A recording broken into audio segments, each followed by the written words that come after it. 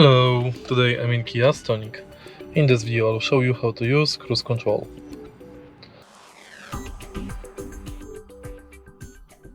In the beginning, take a look at the right side of the steering wheel. Right here we've got this button.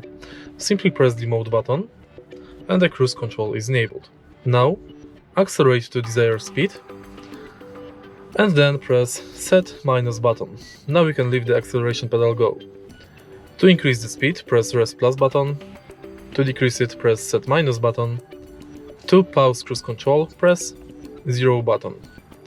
To start it over from the first set speed, press rest plus button. And to start it over from the current speed, press set minus button. To disable cruise control, press mode button. If you find this video helpful, please leave like, comment and subscribe.